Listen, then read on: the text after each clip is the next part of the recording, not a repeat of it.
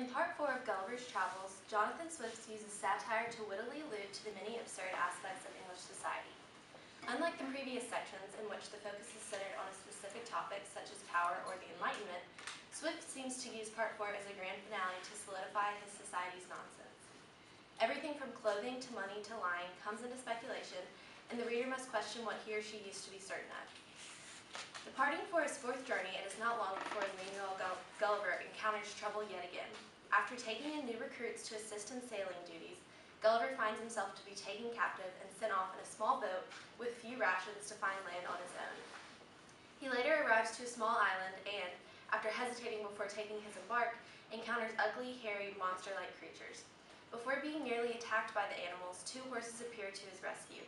Gulliver attempts to ride the horse, hoping it could lead him to human civilization on the island, but he soon notices a certain rationality and order to them, convincing himself that the horses must be magicians. Gulliver soon begins to perceive various words in their neighing language, such as Yahoo, the crazy beast, and Wenham, the horses themselves. Similar to his past journeys, it is not long before Gulliver has settled into normal life with the natives. He is taken in by his horse master, lives alongside his family, and even receives a servant, or sorrel nag. There are clearly great differences between Gulliver and these horse people, and each are very fascinated by the other. Gulliver is astounded by the seemingly rational creatures that, in his homeland, are treated as servants to humans.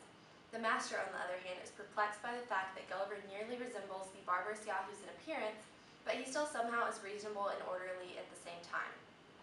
Here the reader is reminded of the importance of perspective in every situation. What Gulliver first perceived as a typical, unimportant species of horses, he soon came to consider above human nature in every way. What the Wenhams first saw as an uncivilized, peculiar Yahoo, they soon began to trust and confide in. Roles transformed, and each of the two were compelled to see the other in a new relative way. The master is fascinated to hear more of Gulliver's life story and homeland. However, upon learning of laws, wars, lying, money, etc., the Wenham becomes horrified. Why should a difference in opinion cause one country to go to war with another?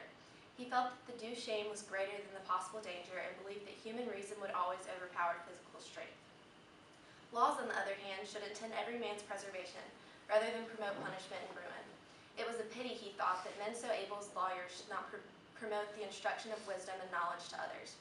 Even Gulliver himself, when explaining the practice of trade, realizes its absurdity, that in order to satisfy the vanity of citizens, they send off great goods only to receive in return a multitude of diseases and vice. The master is appalled to hear that nature, which works all things to perfection, should suffer men any sickness to their bodies. Lastly, Gulliver must contrive a way to describe the act of lying, or speaking of the thing which is not. As expected, the Wenham is disgusted by the thought of such an unjust act. After years accustomed to life on this special island, Gulliver was unfortunately exhorted to leave due to fear of his outlandish intelligence by the other Wenhams. He is devastated by this decision, but nevertheless complies out of respect to his master.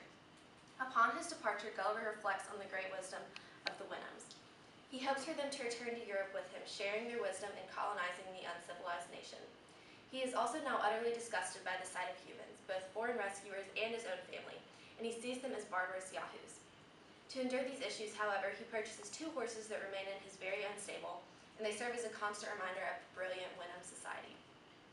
16 years of traveling later, Gulliver is able to consider the many lessons learned over his various journeys.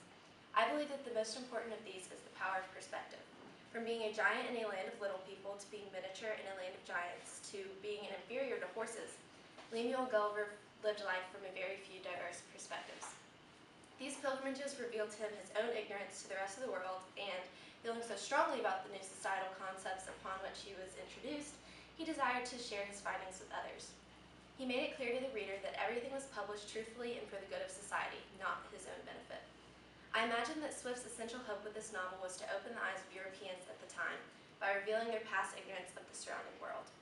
Fortunately, this work still serves as a reminder today, nearly 300 years later, of the importance of cultural relativism, awareness, and respect.